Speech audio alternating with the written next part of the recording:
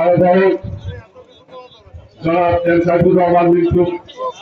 আজ যে আমি কালীঘাটবাসী, আপনারা জানেন যারা বিগত দিনে আন্দোলন সংগ্রামের সামনে যারা ছিল, আমি কালীঘাটবাসী যে সমস্ত ভোটার ভাইয়ের আপনারা উপস্থিত হয়েছেন, আপনারা জানেন কারা এই নেতৃত্ব যেদিন ছিল। আপনারা কালীঘাটের একজন যোগ্য প্রার্থীকে আপনারা নির্বাচন করবেন, এই আপনারা আপনাকে ভোট দেবেন।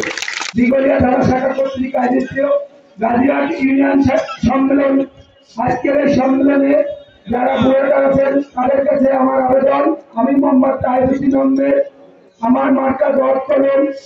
আপনারা আমাকে চেনেন এবং জানেন আমি সমস্ত আন্দোলন সংগ্রামের সাথী ছিলাম, সমস্ত মামলার আসামি ছিলাম এবং আমরা দীর্ঘদিন বাড়ি ছাড়া নির্যাতিত ছিলাম।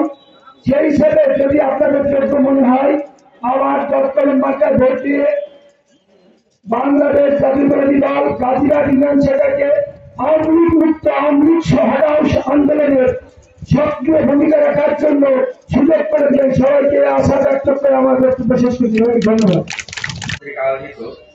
গাজীরহাট ইউনিয়ন বিএনপির দ্বিবার্ষিক সম্মেলনের সভাপতি বাবু রহমত অধিকারী, প্রধান অতিথি খুলনা জেলা বিএনপি।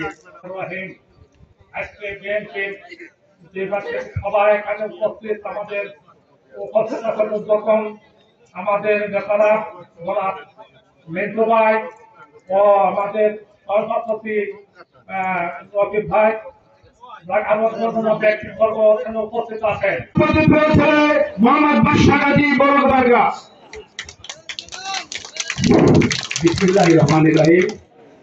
বাংলাদেশ জাতীয়তাবাদী ইউনিয়ন শাখা দ্বিবার্ষিক কাউন্সিলর, আজকের এই দ্বিবার্ষিক কাউন্সিলের সম্মানিত সভাপতি, বাংলাদেশ জাতীয়তাবাদী দল গাজীরহাট ইউনিয়ন বিএনপির বিপ্লবী আহ্বায়ক বাবুরাম প্রসাদ অধিকারী, আজকের এই দ্বিবার্ষিক কাউন্সিলের উদ্বোধক বাংলাদেশ জাতীয়তাবাদী দল দিগলিয়া উপজেলা বিএনপির বিপ্লবী আহ্বায়ক এম সাইফুর রহমান মিন্টু ভাইজান সহ বিভিন্ন পর্যায়ের নেতৃবৃন্দ, আমি মোহাম্মদ বাদশাহ গাজী, আমার প্রতীক মোরগ, আমি সাধারণ সম্পাদক পদে প্রতিদ্বন্দ্বিতা করছি।